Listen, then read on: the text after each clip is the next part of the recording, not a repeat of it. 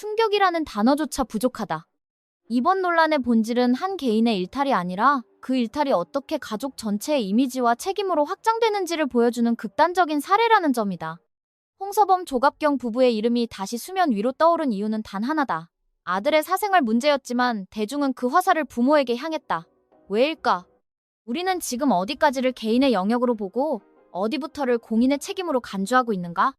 이번 논란의 핵심은 단순한 가족 갈등이 아니라 존재 자체를 부정당한 아이라는 가장 민감한 지점에서 폭발했다.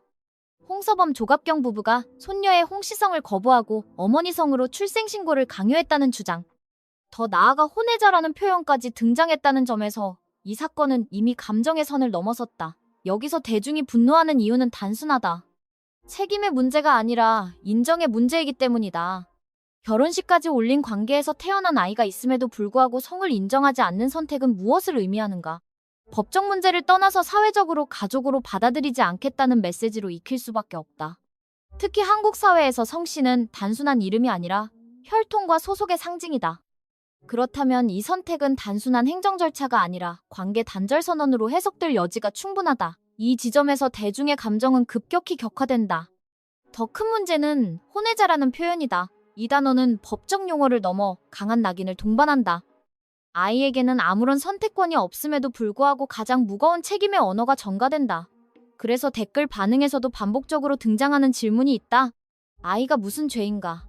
이 문장은 단순한 감정 표현이 아니라 이번 사건의 본질을 정확히 찌르는 핵심 문장이다.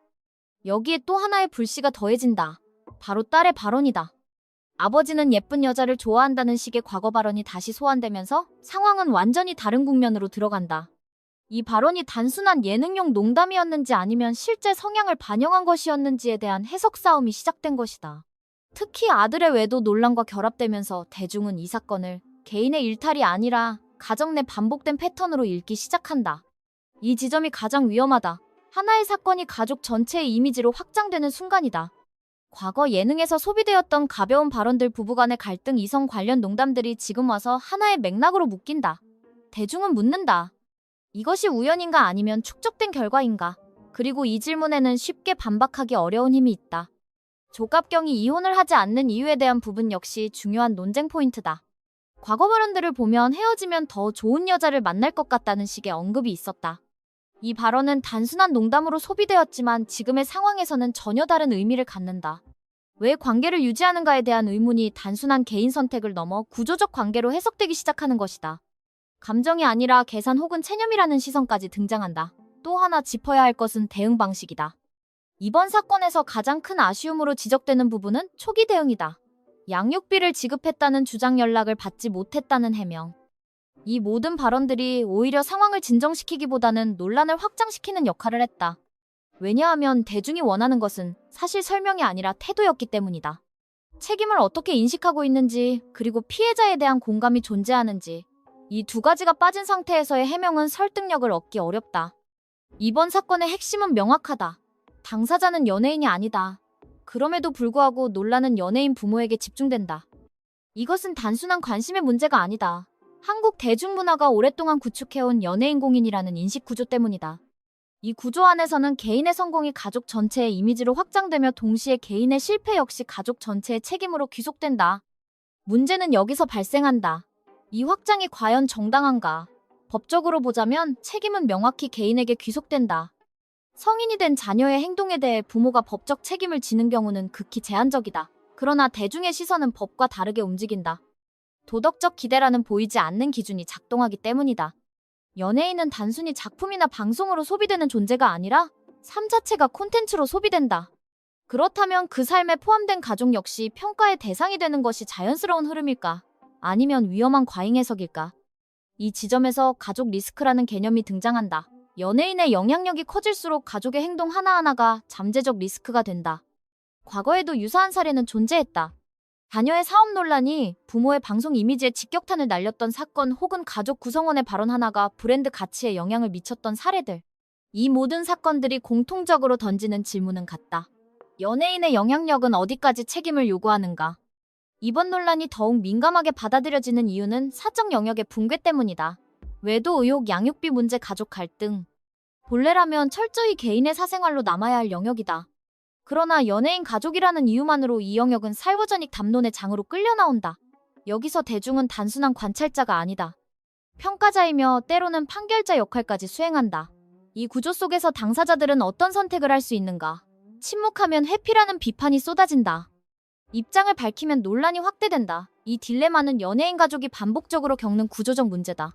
특히 이번 사례에서는 과거 발언들이 다시 소환되며 상황을 더욱 악화시키고 있다. 예능 속에서 소비되었던 부부 갈등, 가벼운 농담, 이성 관련 발언들이 시간이 지나 전혀 다른 의미로 재해석되고 있다.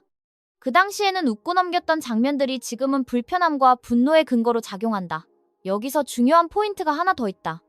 가족 예능의 구조적 리스크다. 연예인 개인이 아닌 가족 전체가 등장하는 프로그램은 친근함과 공감이라는 장점을 가진다. 그러나 동시에 모든 가족 구성원이 공적 존재로 노출되는 결과를 낳는다.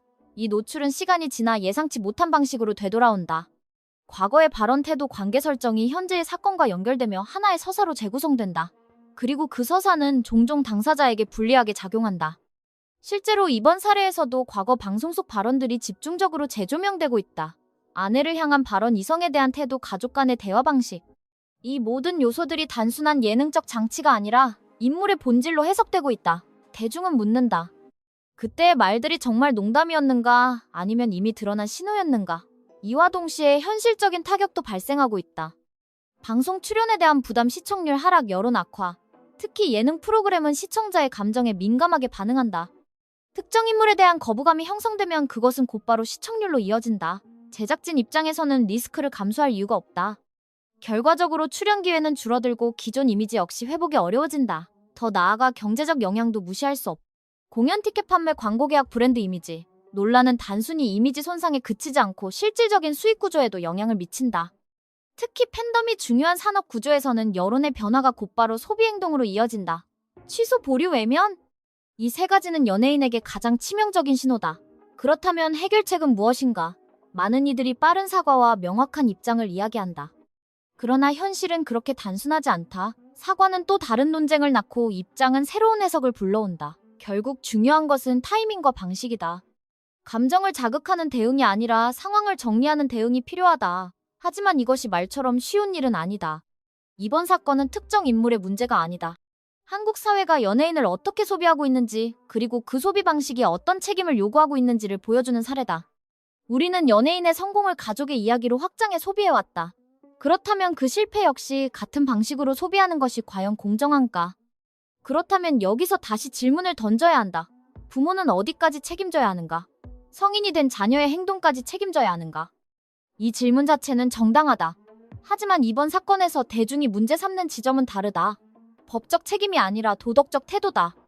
특히 손녀에 대한 태도, 그리고 며느리에 대한 대응 방식은 개인의 선택이지만 동시에 공인의 이미지와 직결된다. 마지막으로 가장 중요한 질문을 던져야 한다. 우리는 어디까지 알고 싶어 하는가? 그리고 어디서 멈춰야 하는가? 공인의 삶을 들여다보는 것과 사생활을 침범하는 것 사이에는 분명한 경계가 존재한다. 그 경계가 무너지는 순간 누구도 안전하지 않다. 이번 논란은 그 경계가 얼마나 쉽게 흔들릴 수 있는지를 보여주고 있다. 그리고 그 대가는 생각보다 훨씬 크다. 이번 논란은 끝나기 어렵다. 단순한 해명으로 해결될 수 있는 문제가 아니기 때문이다. 인정과 태도의 문제는 말이 아니라 행동으로만 증명된다. 그리고 그 과정이 없이는 어떤 이미지 회복도 기대하기 어렵다. 지금 대중이 보고 있는 것은 사건이 아니라 그 사건을 대하는 방식이다.